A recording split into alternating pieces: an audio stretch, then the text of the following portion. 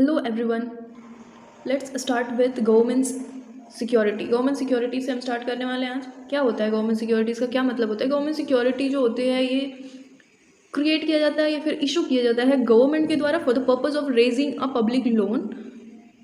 ठीक है, या फिर कह सकते हो कोई और पर्पज़ भी, इसके और भी पर्पजेज हैं जो कि गवर्नमेंट ने नोटिफाई कर रखा है इन द ऑफिशियल गैजेट। ठीक है, बात समझ आई कि क्या होता है गवर्नमेंट सिक्योरिटीज़?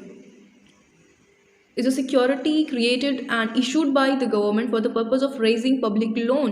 गवर्नमेंट सिक्योरिटीज़ को हम डेप्ट इंस्ट्रूमेंट भी कहते हैं ऑफ अ सोवरेन गवर्नमेंट। डेप्ट इंस्ट्रूमेंट हम इसको क्यों कहते हैं? डेप्ट मीन्स कर्ज। कर्ज इंस्ट्रूमेंट हम इसको क्यों कहते हैं? क्योंकि गवर्नमेंट सिक्योरिटीज़ में क्या होता है कि हम गवर्नमेंट को लोन देते हैं। हम मतलब कौन?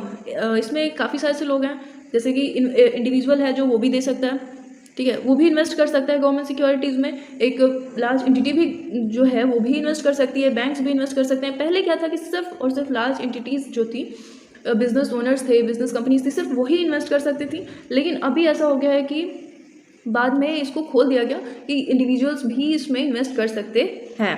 ठीक है, ये फुल प्रॉमिस के साथ आता है, इसमें बिल्कुल रिस्क नहीं होता है कि आपको इसकी रीपेमेंट मिलनी ही मिलनी है इंटरेस्ट के फॉर्म में। अगर आप जब भी आपकी मैच्योरिटी कंप्लीट हो जाएगी तो इंटरेस्ट के फॉर्म में आपको इसकी रीपेमेंट मिलनी ही मिलनी है, इसमें कोई रिस्क नहीं होता है। Some securities also pay periodic coupon और पेमेंट्स, कह सकते हैं इंटरेस्ट पेमेंट्स। मतलब कि एक तो होता है कि पूरी फुल मैच्योरिटी हो गई, आपने आज इन्वेस्ट करा है और कॉन्ट्रैक्ट में, बॉन्ड में जो है ये पूरा फुल मेंशन है कि आपको 3 महीने हो सकता है, या फिर जितने की भी मैच्योरिटी पीरियड है, 3 महीने की हो गई, 6 मंथ्स की हो गई, 1 ईयर, 5 ईयर, या तक कि 40 ईयर्स तक की भी होती है जो लॉन्ग टर्म वाली मैच्योरिटीज़ होती हैं। ठीक है, तो पूरी फुल मैच्योरिटी कंप्लीट हो गई है, उसके बाद आपको इसका इंटरेस्ट मिल रहा है। और कुछ ऐसे बॉन्ड्स भी होते हैं जिसमें कि सिक्योरिटीज़ होती हैं जिसमें कि आपने इन्वेस्ट करा और आपको पीरियोडिक कूपन्स मिलेंगे, पीरियोडिक इंटरेस्ट मिलने वाले हैं। ठीक है, तो बात समझ आई क्या हुआ? एक में फुल मैच्योरिटी के बाद आपको इंटरेस्ट मिल रहा था और एक में क्या हो रहा है, पीरियोडिक मिलेगा। 6 मंथ्स पे आपको मिल रहा है, 6 मंथ्स पे आपको उसकी इंटरेस्ट मिल रहा है। और ये लॉन्ग टर्म का इन्वेस्टमेंट है लेकिन आपको पीरियोडिकली मिल रहा है। Government securities will either hold them for maturity और sell them to other investors in secondary market. इसका एक और एडवांटेज ये है कि अगर किसी ने इन्वेस्ट करा है गवर्नमेंट सिक्योरिटीज़ में, लेकिन उसको बीच में ज़रूरत पड़ गई पैसों की, या फिर उसको और मन नहीं है कि पूरा फुल मैच्योरिटी तक जाए, तो वो क्या कर सकता है, वो दूसरे इन्वेस्टर्स को सेल कर सकता है सेकेंडरी मार्केट के अंदर।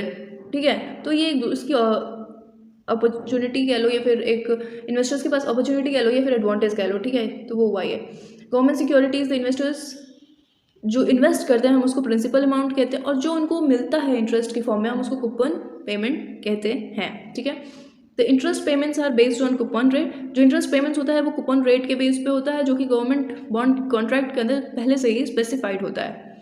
ठीक है, तो आपको पता लगा इस पे इंटरेस्ट कैसे मिलता है। हाँ, इस पे ये है कि बहुत ज़्यादा अमाउंट ऑफ इंटरेस्ट नहीं मिलता है, बहुत कम अमाउंट ऑफ इंटरेस्ट मिलता है, लेकिन इट्स ओके, सेफ होता है ये पूरा फुल। इसकी ज़रूरत क्यों पड़ती है? गवर्नमेंट सिक्योरिटीज़ की ज़रूरत क्यों पड़ती है? गवर्नमेंट इसको रेज करती है जब उसको कोई फाइनेंशियल रिस्क हो रहा होता है, या फिर फिजिकल डेफिसिट हो रखे होते हैं, या फिर कोई फिजिकल इशू हो रखा है, ये कोई भी कैपिटल से प्रॉब्लम है, इशू है या नीड है, तो गवर्नमेंट इशू करती हैं बॉन्ड्स, सिक्योरिटीज, ट्रेजरी बिल्स, डेप्ट बॉन्ड्स, ये सब इसके टाइप्स ही हैं। ठीक है, it provide funds for special infrastructure projects वगैरह में हेल्प करता है। मिलिट्री प्रोजेक्ट्स हो गए उसमें हेल्प करते हैं। जो बैंक्स होती हैं वो SLR के फॉर्म्स में इसको रखती हैं गवर्नमेंट सिक्योरिटीज़ को। यहाँ पे गवर्नमेंट की बात नहीं हो रही है, गवर्नमेंट सिक्योरिटीज़ बैंक्स रखती हैं अपने रिजर्व्स में। ठीक है, इसका एक यूज़ कह लो है ये। ठीक है, इसको बैंक जो है कोलेटरल के फॉर्म में भी यूज़ करती हैं। जब उनको ज़रूरत होती है पैसों की, रेपो रेट में वो पैसे उनको मिलते हैं, कमर्शियल बैंक्स को RBI से मिलते हैं, आपने पढ़ा है ना वो, तो उसमें कोलेटरल देने की ज़रूरत पड़ती है, तो गवर्नमेंट सिक्योरिटीज़ को as a collateral commercial banks use कर सकती है। ठीक है, तो इसके हमने यूजेस भी देख लिए, और हमने इसको क्या कहते हैं, पेमेंट जो करते हैं हम इन्वेस्टर्स, एज ए इन्वेस्टर जो हम देते हैं गवर्नमेंट को, उसको क्या कहते हैं? हमने क्या देखा अभी, उसको प्रिंसिपल अमाउंट कहते हैं। जो हमें इंटरेस्ट में मिलता है उसको कूपन अमाउंट कहते हैं, हमने ये भी देख लिया। गवर्नमेंट सिक्योरिटीज़ एक्ट ये यहाँ पे इसलिए इंक्लूड करें क्योंकि इसमें ये होता है कि अमेंडमेंट के जो लॉज हैं वो इसमें हैं। RBI अपने अकॉर्डिंग इसमें अमेंड कर सकती है उसको अगर ज़रूरत है तो, गवर्नमेंट सिक्योरिटीज़ एक्ट 2016 के अंडर। ठीक है, इसको इशू कैसे किया जाता है? ऑक्शनिंग के थ्रू। ऑक्शनिंग मतलब नीलामी। तो इसको इनिशियली आरबीआई जो है ऑक्शन करती है to investors when government is needed a fund और लोन, ठीक है। गवर्नमेंट को लार्ज अमाउंट में पैसे चाहिए होते हैं, मान लो उतना आरबीआई के पास उस टाइम पे अवेलेबल नहीं है, तो उस टाइम पे गवर्नमेंट बॉन्ड्स ये सिक्योरिटीज़ इशू होते हैं, तो उसको ऑक्शनिंग के थ्रू इशू किया जाता है। डिपेंडिंग अपॉन द एलिजिबिलिटी में bid in an auction under competitive bidding और non competitive bidding. Competitive bidding में जो लार्ज एंटिटीज़ हो गई वो लोग करती हैं इन्वेस्ट, लेकिन नॉन कॉम्पिटेटिव बिडिंग में क्या होता है कि जो छोटे रिटेलर्स वगैरह हैं, छोटे इंडिविजुअल्स, मतलब छोटे लेवल पे जो इन्वेस्टमेंट्स कर रहे हैं इंडिविजुअल्स वगैरह हो गए, ये लोग इसमें इन्वेस्ट इस तरीके से करते हैं नॉन कॉम्पिटेटिव बिडिंग के अंदर। इसमें ये एग्रीगेट फॉर्म में होता है और इसमें फैसिलिटेटर होता है एनएसई। जो इंडिविजुअल्स होते हैं वो अपने पैसे किसको देते हैं, एनएसई को देते हैं, और एनएसई फिर एग्रीगेटली उसको किसको देती है, आरबीआई को देती है, ठीक है। यहाँ पे अब इंडिविजुअल जाके नीलामी तो करेगा नहीं, ठीक है, ऑक्शनिंग करेगा नहीं, तो यहाँ पे इंडिविजुअल्स किसको देते हैं, एनएसई को देते हैं, और एनएसई एग्रीगेटली आरबीआई को देती है, फैसिलिटेटर होता है एनएसई, ठीक है। इसके एडवांटेजेस अभी मैंने बताया कि ये लो रिस्क होता है, इसमें बिल्कुल रिस्क नहीं होता है, क्योंकि गवर्नमेंट के पास मान लो अगर पैसे नहीं हैं इंटरेस्ट पेमेंट के लिए, तो वो पैसों को छाप भी सकती है, ठीक है।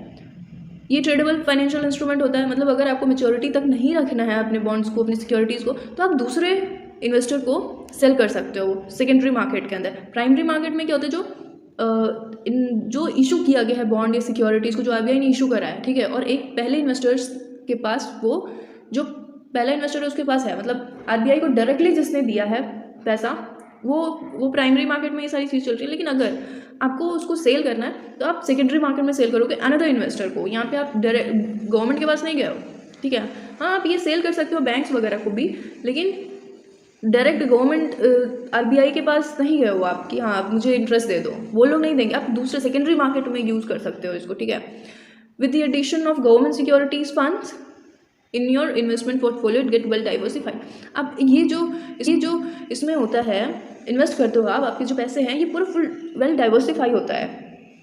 वर्कर्स के पास जा रहा है ये पैसा, गवर्नमेंट मान लो इंफ्रास्ट्रक्चर प्रोजेक्ट में यूज़ कर रही है, तो ये वर्कर्स के पास जाएगा, ये इंजीनियर्स के पास जाएगा, आर्किटेक्ट्स के पास जाएगा, ठीक है। तो पूरा वेल डाइवर्सिफाई होता है ये हमने देख लिया। Investing can help you save on taxes से आपको ये बचा सकता है। तो अभी के लिए इतना ही इस वीडियो में। Thank you, have a nice day, bye. आप सबको बात समझ आई ना कि क्या होती है गवर्नमेंट सिक्योरिटीज़? नहीं समझ आई, जो भी कोई प्रॉब्लम है तो कमेंट बॉक्स में बताओ मुझे।